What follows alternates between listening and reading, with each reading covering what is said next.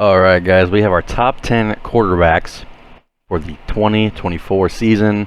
Um, I changed this one up a few times just on my notepad that I had the more I kind of thought about things. And it was kind of fun working through it mentally. But number one, I did go with Patrick Mahomes. I had Josh Allen initially, but I'll explain my reasoning here. Mahomes, had a great offseason fantasy-wise. They bring in two deep threats, Hollywood Brown and Xavier Worthy.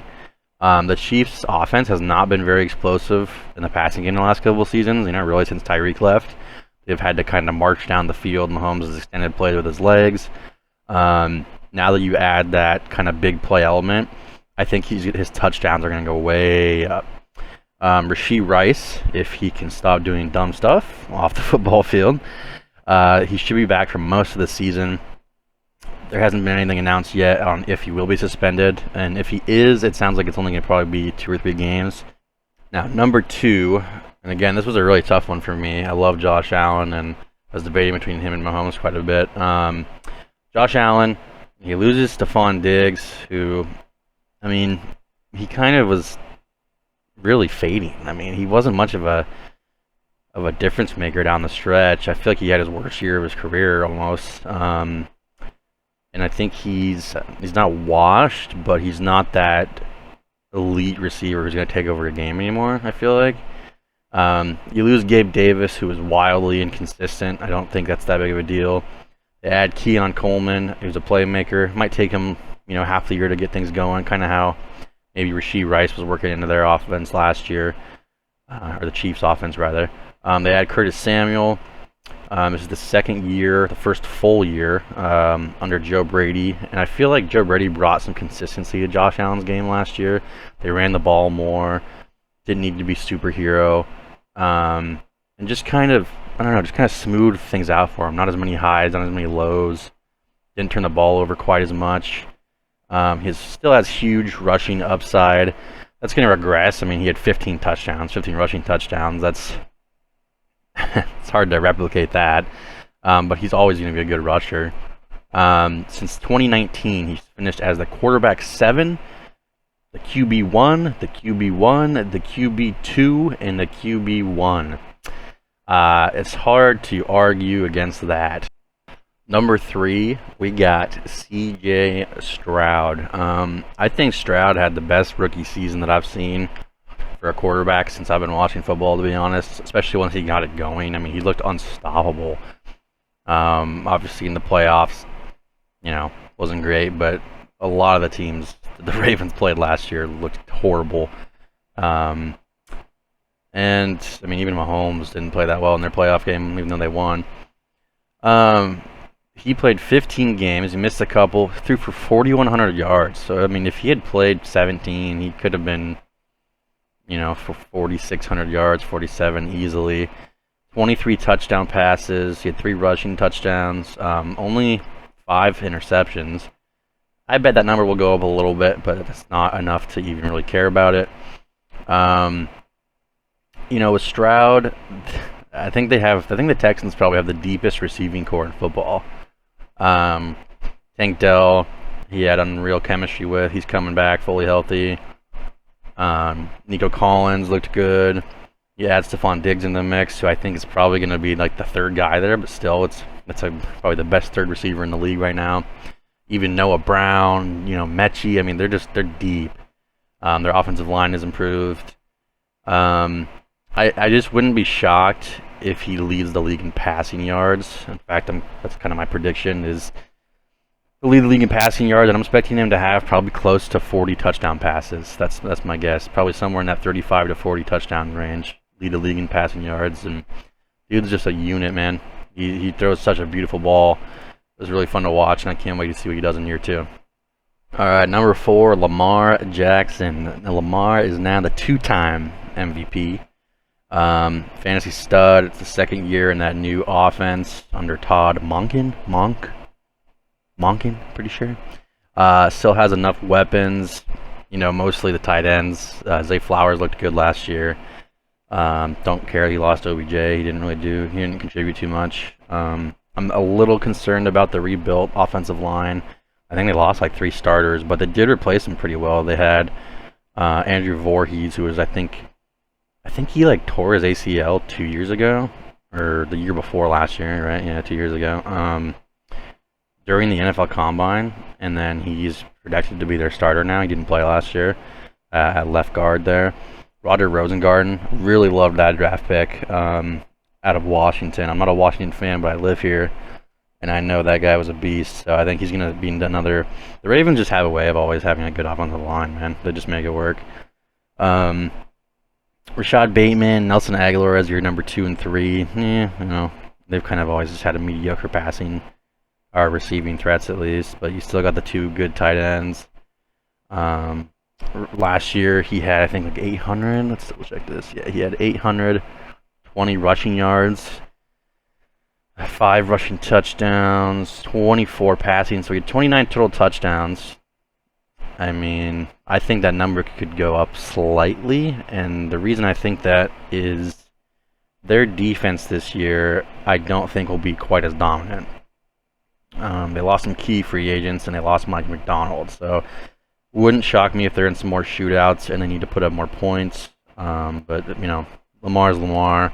If he's healthy with his rushing upside, he's going to be a top guy, top option there. So 5, Anthony Richardson. Now, I didn't know really what to think about him as a prospect last year. But early on, the little bit that we did see of him, he really flashed, and he looked very comfortable.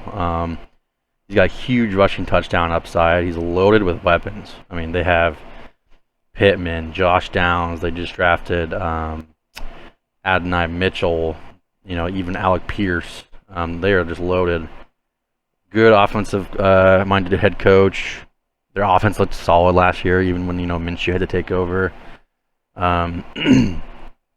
Really, my only concern is his health. He only played in a few games last year, and I swear he got a different injury in each game he played. He plays kind of careless with his body, which, he is a huge dude, and that's part of his game. But I think he needs to maybe tone it back just a little bit.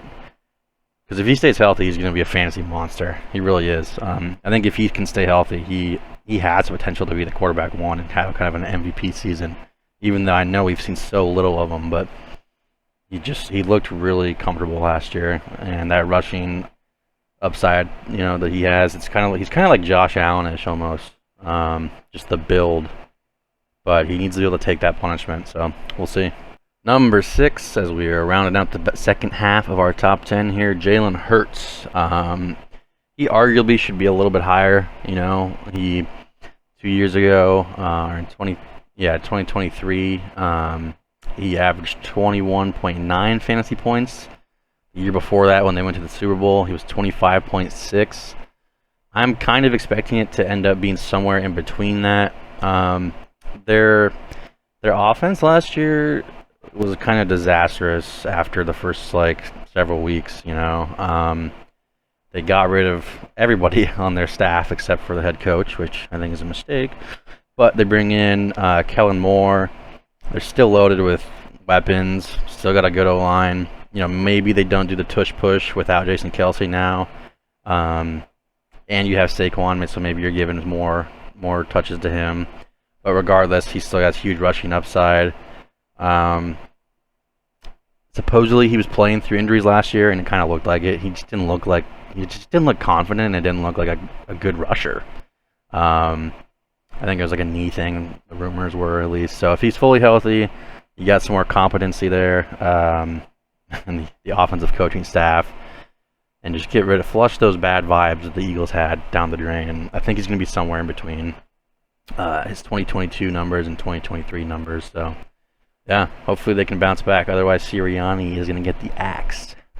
So number 7, and this one I honestly, I debated having him like number 4 or 5. He was 5 last year. Jordan Love, number 5 last year. This is his second full season as a starter. He threw for 32 touchdowns last year, ran 4 in. Christian Watson, who was their biggest big play receiver there, he was only there for 9 games, I think. It took Jordan Love a little bit to get going. But down the stretch, he was playing as good as any quarterback in the league. He was reminding me of C.J. Stroud with how hot they were at the same time. No Diddy again. But they were just on fire. You know, hopefully Christian Watson's hamstring issues are figured out. I don't know if you guys heard, he had like a 20% imbalance in his hamstrings. Because if he can stay out the field, he just offers a different element that those other guys just can't reproduce. I mean, there's only a few people who have those, you know, those physical capabilities that he does. But he also has the 4th easiest strength of schedule for quarterbacks next year. Not that I read into that too much. You know, with preseason, you don't know how good defenses are going to be, but it's better than being the 4th hardest. So yeah, Jordan Love. Packers, I don't know how they keep doing it. Keep finding great quarterbacks for the next decade, you know. Number 8, and this is, man, you talk about the definition of insanity, right? Same thing over and over again, expecting a different result. But I am insane because I'm going Trevor Lawrence. I'm ready to get hurt by him again. 2 years ago, he was the quarterback 8. Last year, he was number 13 while having over 20 turnovers. They added Gabe Davis, but more importantly, they added Brian Thomas Jr. in the draft, who is a huge playmaker. Deep down the field, can take the ball 80 yards for a touchdown. He had a lot of near misses on touchdowns last season, and supposedly he was playing pretty banged up. Also lost Christian Kirk, who was his #1 target for a good chunk of games there down the stretch. I mean, he has the #1 quarterback schedule, so that helps. That helps. And if he can just reel back some of those turnovers a little bit, I mean, he's loaded with weapons. I don't see why he can't bounce back to that, you know, 7 and 8 spot again. But yeah, he's just gotta reel it in a little bit, and he has got no excuse. He did just get paid. He got a monster contract. So we'll see. Hopefully, it's not a Daniel Jones thing where they pay him a ton of money and they're instantly wondering what they just did. You know. So number 9, I got Dak Prescott. Dak is pretty much in the same environment that he was last season, where I felt like it was the best version that I'd seen of him yet. Statistically, it was pretty close to his best season.